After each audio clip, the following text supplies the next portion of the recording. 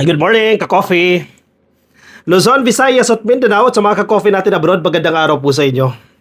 Kahapon natapos po yung hearing ng Senate Blue Ribbon Committee. Actually, well anticipated, much anticipated yung hearing na yan. Pero may mga na-disappoint. Alam mo kung sino yung mga na-disappoint? Amy Marcos, si Rodante Marcoleta, yung dalawa na yan. Una, si Marcoleta present. Andiyan siya ng hearing pinapakinggan natin, di ba? Pero, hindi raw siya satisfied kasi may mga dapat na pag-usapan na hindi na pag-usapan. May mga dapat na diinan o dikdikin, hindi na dikdik. Si Amy Marcos naman, hindi pumunta. Tapos ngayon, puro reklamo. Di ba nakakatawa ito mga to, nag-press con pa. Kanina lang, may press con sila. Mga mamin sir, nandyan na kayo Marcoleta, ikaw sige. Andyan ka na. Bakit hindi ka pa nagtanong na nagtanong? Alam mo ang justification niya? Ayaw niyang lumabas na siya na naman ang bida doon. Para saan pa nag-hearing kayo? Diba? That's the purpose of hearing. Interrogate ninyo yung resource persons ninyo. Kung may mga nililid kayo na mga gustong mapanagot, interrogate yung resource person, baka magsabi na si Romualdez ang may kasalanan. Kasi yun ang gusto nyo mangyari Lahat kasalanan niya ni Romualdez Wala kayong ibang gustong paniwalaan Lahat kasalanan ni Romualdez. Ikaw Marcoleta, nandyan ka na Bakit hindi ka na mga nagtanong ng intelligent questions para napatunayan mo na kasalanan ni Romualdez? Hindi yung ngayon, kung kailan tapos na yung hearing, saka ka nagsasalita, saka ang dami mong sinasabi. Di ba? Nakakatawa lang. Dito tayo kay Babalina. Sorry bastos kasi si Amy Marcos deserve na to Present siya. Bakit siya present? Mahalaga yung hearing na yan. Di ba? Gusto ninyong idiin si Romualdez? Pagkakataon mo na sana yan, Amy Marcos, bakit hindi ka umattend dyan sa hearing? Ano yung mas importante? Yung Botox? Facelift? Importante yung hearing na yan trabaho nyo yan Kakabukas nyo nga lang dyan sa House of sa Senado Bakit absent agad? Tuloy hindi nyo na din si Romualdez. Tuloy na linis si Romualdez dyan sa hearing na Blue Ribbon Committee. Dahil mismo yung chairperson si Lacson na mismo nagsasabi, hindi natin pwedeng i-implicate si Romualdez dyan dahil lang sa mga sabi-sabi. Hindi matibay yung mga ebidensya, hindi matibay yung mga statement na sinasabi na si Romualdez ay bumili ng property dyan sa Forbes Park. Si Romualdez, yung mastermind dyan sa flood control projects, wala. Kaya kayo gayon, galit na galit. Sa kanilang press conference, galit na galit. Alam mo kung bakit? Excuse me. Hindi nila nagawa yung gusto nilang gawin. Hindi nila narinig yung gusto nilang marinig. Yan kayo mga dilis Kung gusto ninyo, pabor sa inyo yan Kapag ayaw ninyo, naku, hindi totoo yan.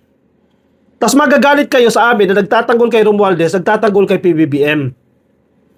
Alam mo kung bakit namin pinagtatanggol si Romualdez? Kasama na yung mga BBM supporters na medyo galit na galit din sa tuwing pinagtatanggol namin si Romualdez. Bakit? Isa sa pinakamatibay na kaalyado ng presidente si Romualdez. Isa sa pinakamatibay na protektor ng presidente. Kaya nga siya ang inaatake Pansinin nyo yung mga DDS, hindi inaatake si PBBM directly Inaatake nila si Romualdez. Kasi pag napabagsak nila si Romualdez, mapapabagsak nila si PBBM. Kasi isa yan sa pillars ng protectors Nagtatanggol. Pumoprotekta sa presidente. Gusto nyo bang mawala yun? Ay, ka-coffee, bakit mo naman pinagtatakpan si Romualdez Siya may kasalanan dyan sa flood control scams na yan Okay, nasaan yung ebidensya ninyo? Kasuhan nyo. Maski kami, pabor ako, makukulong si Romualdez kung talagang siya yung nagnakaw. Kung talagang mapapatunayan nyo sa korte na siya yung nagnakaw. Sampahan ninyo ng kaso. Ganun lang yun Anong karapatan natin pigilan ng korte na ipakulong ang isang taong nagkasala? Wala, di ba? Wala nga kayong maisampa Wala nga kayong ebidensya. Even the ICI nagsasabi walang direct evidence, walang adverse findings. Mismong si Lacson na mismo sa Senate Blue Ribbon Committee nagsasabi na hindi natin pwedeng ma-implicate si Romualdez dahil lang sa dalawang babae na lumabas na staff. At pinapalis daw sila sa bahay dahil nabili na raw po ni Romualdez yung bahay na yan. Nasabi-sabi lang. Hindi pa nila narinig mismo kay Romualdez yan. Alam mo kung kanino nila narinig? Kay Curly Discaya pa raw. Nag-meet daw sila ni Curly Discaya noong February. At sabi raw sa kanila ni Curly Discaya, kinakailangan nyo lang umalis dahil nabili na ni Romualdez yung bahay na yan. Sabi ni Curly Discaya, hindi pa nga ako nakakatungtong dyan sa lugar na sinasabi ninyo. Paano nagkita tayo? Di ba? At that time, sikat ba si Curly Discaya? Paano matutukoy nitong dalawang babae na ito, yung Maria at Joy, na si Curly Discaya? Hindi pa naman sikat yung mga yan that time. Kahit sino pwede pumunta ng tao, magpakilala. O I am Curly Discaya. Hindi pala siya si Curly Discaya, no? Ginamit lang yung pangalan. Ganyan ang mga atake ninyo mga dilis. Ganyan ang atake ninyo. Kaya hindi kayo nagsasucceed. Kahit anong mga gawa-gawa ninyong kwento, hindi kayo nagtatagumpay. Kasi puro kayo fake news. Puro kayo haka-haka, puro kayo sabi-sabi. O sino napapahamak kayo? Di ba?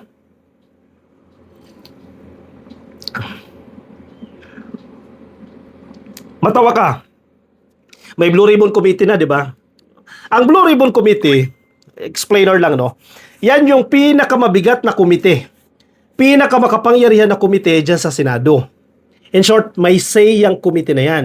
At hindi basta-basta yung mahawak dyan. Kaya nagtataka tayo bakit nakahawak agad dyan si Marcoleta? Diba? Anyway, sige, tapos na yan. Si Lacson ang chairperson dyan. Blue Ribbon Committee, ha? Isa sa pinakamabigat na komite.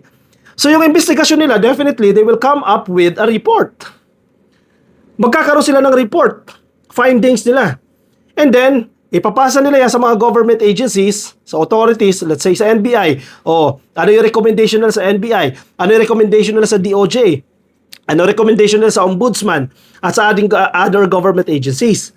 Isa yan sa kanilang kapangyarihan. Pero hindi ibig sabihin na guilty ka na dyan sa Senate Blue Ribbon Committee, guilty ka na sa labas ng buhay o sa labas ng Senado. Diba? Korte pa rin po ang magdidesisyon dyan. Now, may report ang Blue Ribbon Committee kasi expected sa kanila yan. Dahil acknowledged committee yan Recognized committee yan. Wag ka. Anong ginawa ni Marcoleta? Meron silang minority report. Di ba? Ano muning? Ang tindi naman. Meron na nga committee, may Blue Ribbon Committee na nga, na-recognize ng Senado, tapos gagawa ka pa ng minority report. Doon ka muna muning, huwag ka muna magulo. So yung grupo nila Marcoleta, may ginawa pa silang minority report. Ano yung laman ng minority report at saan gagamitin yung minority report na yan? Anong authority ang meron kayo dyan sa minority report? Anong paggagamitan yan? Ano ilalagay nyo dyan? Yung pabor lang sa mga kasabot ninyo? Yung pabor lang sa mga kakampi ninyo? Syempre sa minority report nyo, hindi nyo na masisiraan si Amy na sasabihin nyo absent si Amy sa hearing. Hindi nyo sisiraan si Cheese dyan, kaalyado nyo. Si Cheese ka nananahimik, anong ginawa ninyo? O sige. Meron daw po silang minority report. Ito the minority report reflects the views of a subset of senators. It is not a committee finding, not a determination of liability, and not evidence of guilt. Exactly. Bet nyo lang yan. Gawa tayo ng report ha, mga best friends. Gawa tayo ng report, mga seatmates. Gawa tayo ng report. Sige, gawa tayo ng report. Walang bearing yung minority report na yan. Alam mo kung bakit nila ginagawa yan? Pampaingay lang ng media. Tulad ng ginawa nila kanina, press ko na agad. Si Amy, tsaka si Marcoleta may papress ko na agad. O sasabihin nila doon sa minority report nila, kasi lahat ng mga testigo, nagtuturo lahat kay Romualdez. Si Gutesa, pinangalanan si Romualdez, at inuugnay si Romualdez kay Zaldico. Therefore, credible si Gutesa. Yun ang gusto nyong lumabas. Kaya gumawa kayo ng sarili ninyong report. Not even the report of the Blue Ribbon Committee. Gawa-gawa ninyo. Sinong niloloko nyo? Taong bayan.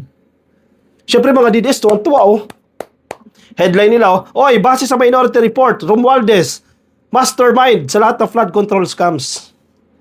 Sinong gumawa niyan? Minority. Sino yung minority? Marcoleta. O Chis Escudero. Amy Marcos. O si Bato, absent. Si Bongo. Gawa-gawa lang nila. Maingay sila sa media, di ba? Saan dadalhin yung report na yan? Bakit ka ba nag-iimbestiga? Marcoleta, bakit ka nag-iimbestiga? Ang Senado, bakit nag-iimbestiga? Ang House of Representatives, bakit sila nag-iimbestiga? Number one purpose in aid of legislation.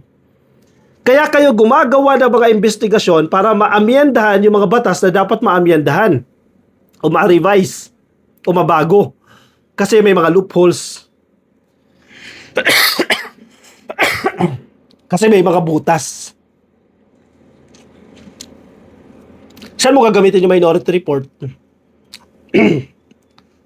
Para sa media. Para pag-usapan ng media. Magalit ang media kay Romualdez. Magalit ang media kay Presidente. Magalit ang media kay Lacson. Nasaan ang main purpose? In aid of legislation. Nasaan yun? Talaga nga naman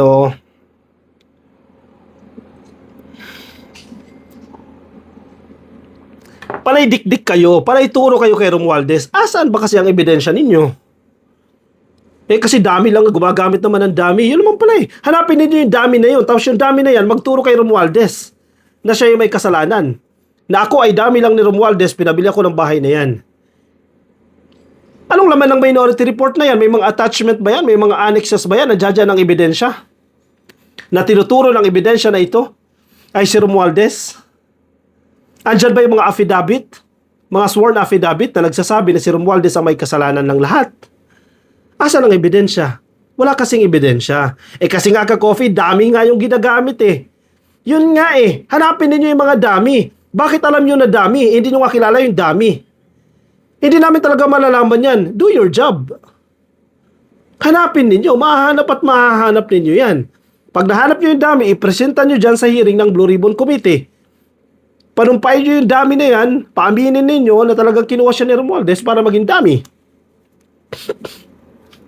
Hindi puro sabi-sabi lang. Hindi bibilin sa korte ang mga sabi-sabi na yan.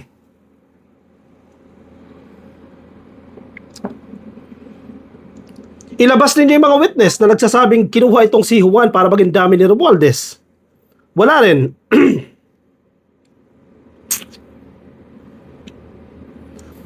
Sanay na sanay kayo dyan Name dropping. Kasi, inutusan ng presidente yan. Ito kasi, kinakailangan mo magbigay ng 10% kasi utos ni Romualdez yan. Paano mo malalaman kung totoong utos talaga ni Romualdez yan? Utos talaga ni presidente yan? Wala. O sinira nyo na yung tao. Diba? Kaya nga, yung iba ayaw na sa investigasyon ng Blue Ribbon Committee na yan. Itigil na yan. Wala naman nangyayari dyan Circus lang yan Kasi kapag hindi favorable yung resulta, magagalit kayo sa investigasyon. Kapag favorable, matuwan-tuwa kayo sa investigasyon. Itigil na lang yan. Total, andyan na pa ng ombudsman, kikilos na. Pero hindi natin pwede sabihan ng senador, itigil nyo yan. Kasi mandato nila yan, i-insist nila. Parte yan ng aming mandato. Parte yan ng aming tungkulin, alinsunod. Or in the purpose or for the purpose of in aid of legislation, conducting investigations in aid of legislation. Wala tayong magagawa dyan. Insist nila yan Kaya dapat critical na lang tayo. Ang media, mapaglaro din yan. Kung sino gustong ituro niyan, inaangguluhan nila yan, finiframe nila yung mga storya nila para magbukang masama ang isang tao. Kaya dapat critical din tayo kung paano natin titingnan yung mga impormasyon na nakikita natin online. Ito ang malinaw. Yung mga hearing na yan o yung mga press con na yan ni sino yan? Marcoleta at ni Amy Marcos, kalokohan lang. Galit lang ang pinapalabas. Di mo nga maintindihan si Amy Marcos Yung galit niya kay Romualdez, personal Yung galit niya, hindi doon sa trabaho Ganyan si Amy Marcos Tinan mo, binanata siya ni Lacson. Anong balik niya kay Lacson? Bading. Diba? Sagutin mo, logically. Ano yung binabato sa'yo ni Lacson? Hindi sasabihin mo bading. Ad hominem na yun. Tinitira mo yung personal na. Ganon din ginagawa kay Romualdez. Tingnan ninyo yung trabaho. Kung paano nagtatrabaho, anong mali sa trabaho? May maling kontrata? May questionable kontrata? Then present a contract. Asan yung kontratang mali na yan? Papanagutin nyo. Hindi yung bading kasi yan Tama ba yun? DDS style Hay nako, sige, komento po ang mga gusto nyo sabihin. Ayan, medyo umuokay yung boses natin, no? Ilang araw na po tayo may ubo pero recovering, no?